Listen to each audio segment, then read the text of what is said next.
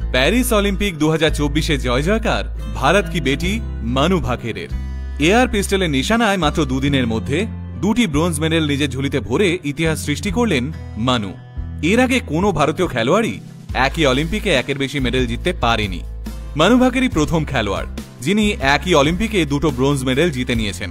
আসুন আজকের এই ভিডিওর মাধ্যমে জেনে নিই এয়ার পিস্টল ইভেন্টে প্রথম ভারতীয় মহিলা হিসেবে অলিম্পিক মেডেল জয়ী মানু ভাকেরের উত্থান ঠিক কিভাবে হয়েছিল। হরিয়ানার ঝাঝর জেলার একটা প্রত্যন্ত গ্রাম হল গড়িয়া। সেখানেই 2002 সালে জন্মগ্রহণ করেন মানু। মানুর পিতা রামকিষাণ ভাকের মার্চেন্ট নেভিতে কর্মরত। ছোটবেলাতেই তিনি শেখা শুরু করেছিলেন মার্শাল আর্টস। মণিপুরের একটা অতি প্রাচীন মার্শাল আর্ট ফর্মের নাম হল হুয়েন লালগান। এই খেলা দিয়েই হাতে খড়ি মানুর।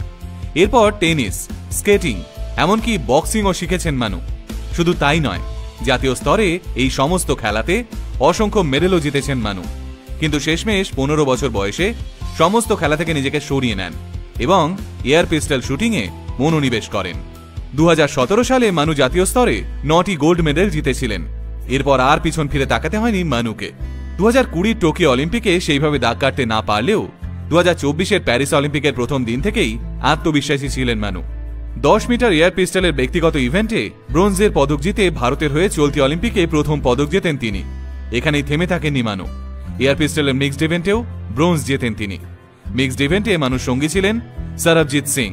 তবে মিক্সড ডাবলসের শুরুটা খুব ভালো ছিল না মানু সরবজিতের। কোরিয়ার কাছে প্রথম সিরিজে পিছিয়ে পড়েছিল ভারত। সরবজিতের নিশানা ঠিকঠাক লাগছিল না। তবে দ্বিতীয় সিরিজ থেকেই ঘুরে দাঁড়ায় ভারত। মানুর তুখোর নিশানার উপর ভর করে পরপর 4টি সিরিজ জিতে নেয় ভারত। ব্যাস, আর মেডেল জেতা আটকায় কে। ইতিহাস গড়ার পরেও মানু কিন্তু নিজের শেকড় ভোলেননি। মাথা নিচু করে হাত জোর করে প্রণাম জানিয়েছেন ভারতীয় দর্শকদের। মানু বলেন, সবার কাছে আমি কৃতজ্ঞ।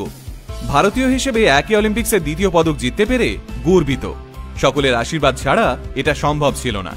ভাবুন তো, 22 বছরের একটা মেয়ে ইতিহাস গড়ে ফেলেছে। সমস্ত ভারতীয় দর্শকদের কৃতজ্ঞতা জানাচ্ছে। কিন্তু কজন ভারতীয় এদের খোঁজ রাখছে? দিনের শেষে সমস্ত লাইমলাইটের নিচে শুধুই ক্রিকেট এবং ক্রিকেটার। তবে এবার সময় এসেছে অন্যান্য খেলার দিকেও নজর দেওয়ার।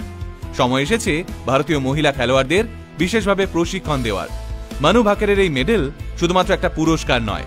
এই মেডেল আসলে ভারতীয় মহিলাদের কাছে একটা মাইলস্টোন, যা ছোঁয়ার নেশায় এবার ছুটতে শুরু করবে হাজার হাজার মেয়ে। আর ইতিহাস সাক্ষী, যখন কোনো দেশের মহিলারাও পুরুষদের কাঁধে কাঁধ মিলিয়ে দেশের হাল ধরেন, সেই দেশ তখন আর উন্নয়নশীল দেশ থাকে না। সেই দেশকে বলা হয় উন্নত একটা দেশ। গোটা আল্টিমেট মিডিয়া কর্নিশ জানায় মানু ভাকেরকে, যার দাপটে গোটা বিশ্বের কাছে ভারতবর্ষের গর্ব আজ আকাশ ছুঁয়েছে। আপনাদের কি মন্তব্য তা জানার অপেক্ষায় থাকলাম। ভালো থাকুন, সুস্থ থাকুন।